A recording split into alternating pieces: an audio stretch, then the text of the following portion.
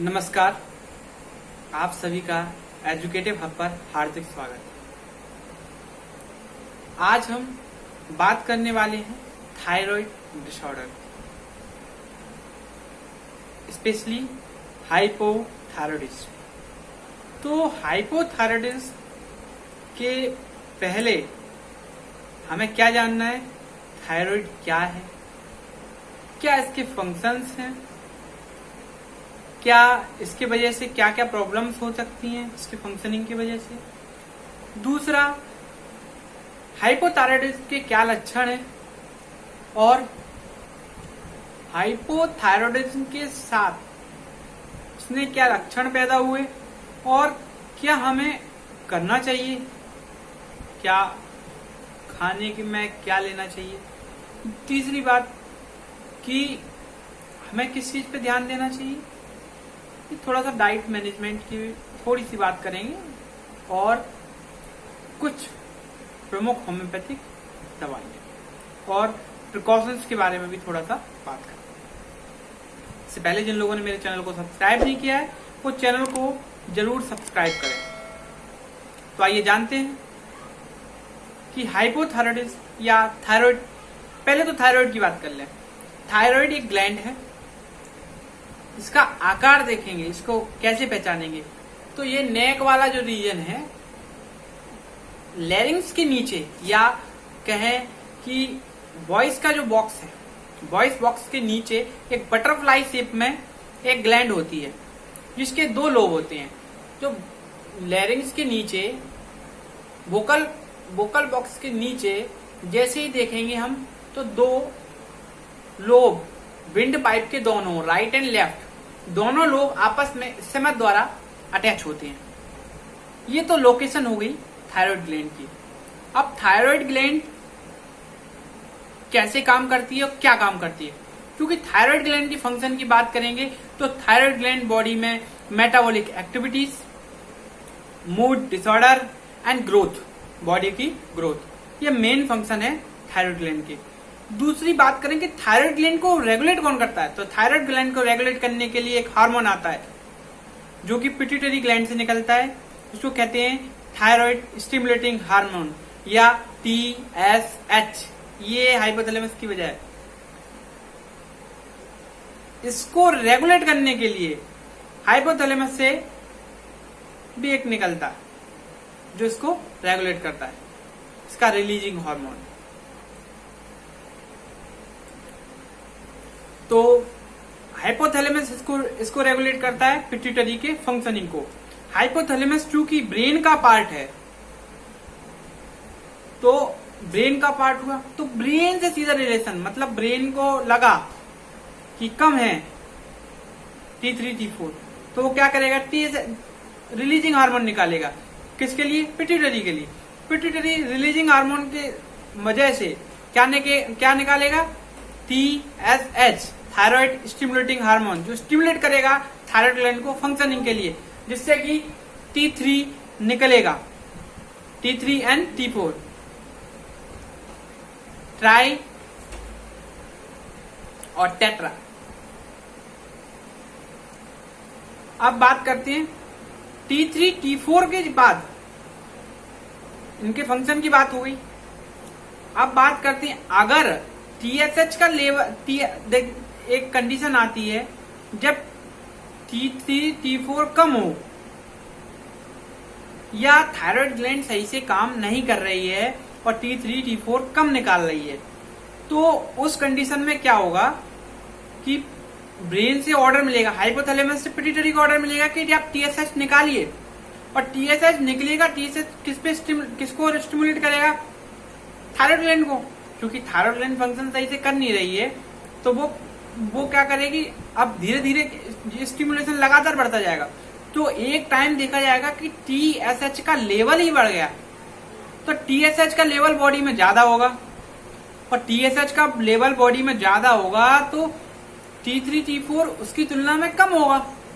और एक टाइम ऐसा भी होता, कुछ पेशेंटों में ऐसा भी देखा गया है कि T3 T4 नॉर्मल है लेकिन TSH ज्यादा है, तो इस कंडीशन को हम कहते हैं हाइपोथायराइडिज्म।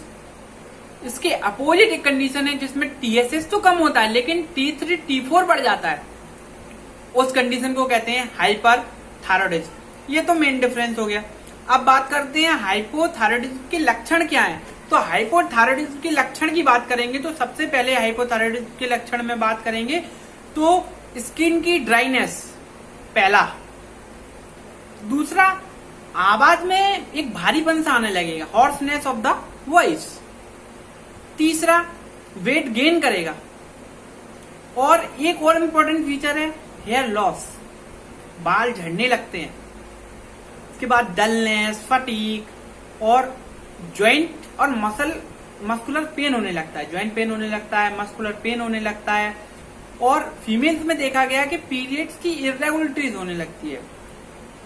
ज्यादातर ये होता है कि पीरियड कभी ज्यादा आएंगे कभी कम आएंगे या स्किप हो जाते हैं कभी आगे पीछे, तो वो कंडीशन देखने को मिलती है। एक फीमेल्स में कंडीशन आती है कि अगर इसके वजह से क्या होता है कि जो प्रेगनेंसी उसमें प्रॉब्लम होती है, कई बार इनफर्टिलिटी के केसेस देखे गए, कई बार ऐसी भी कंडीशन देखी गई है कि फीमेल कंसीव ही नहीं कर पा रही, और कंसीव कर रही है तो कई बार क्या होता है एबॉर्शन की कंडीशन आती है।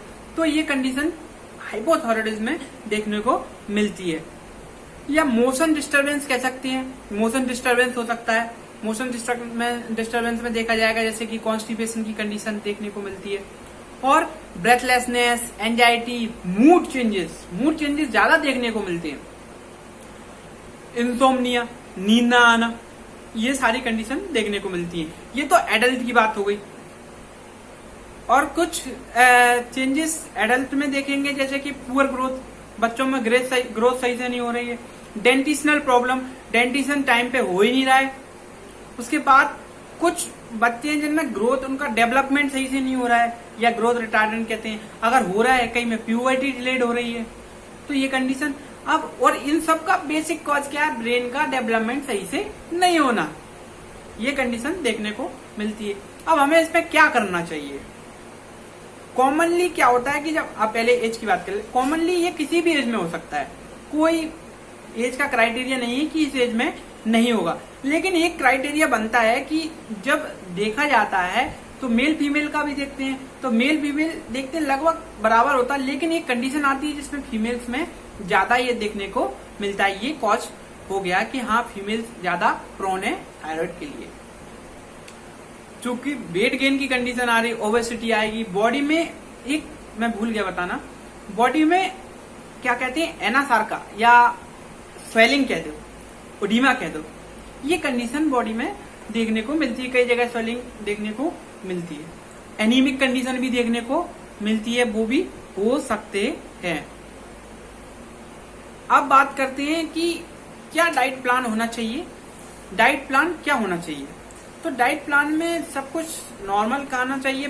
मेनली आयोडीन युक्त नमक जरूर लेना चाहिए। आयोडीन वाला जो कंटेंट है, आयोडीन युक्त नमक, हमें पहले से बचपन से ही एग्जाम्पल जो देखते आ रहे हैं, टीवी में एडवर्टाइजमेंट आता है कि आयोडीन युक्त नमक लें, टाटा नमक का ऐड देखा होगा आपने, ये कंडीशन है। और ग्रीन वेजिटेबल्स वगैरह ये तो लेना चाहिए क्योंकि आयोडीन की बात है, क्योंकि आयोडीन का थायराइड हार्मोन के डेवलपमेंट में बहुत बड़ा रोल है। मैं यहाँ आपको डेवलपमेंट तो नहीं बता सकता कि थायराइड हार्मोन बन कैसे रहा है, वो हम कोशिश करेंगे कि एक वीडियो थायराइड हार्मोन्स पे बनाऊं। अगर आपको लगता है तो आप जरूर कमेंट करें।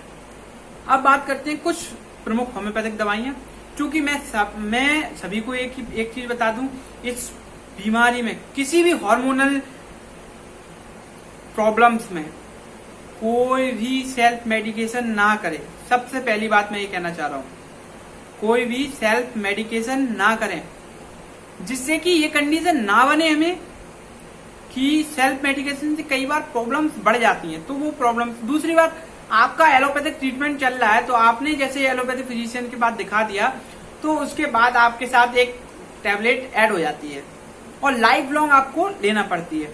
तो मेरी एक सलाह है आपसे, विनती है कि दवाइयां किसी भी ऑनलाइन चैनल से देख के ना लें, स्पेशली हार्मोनल में।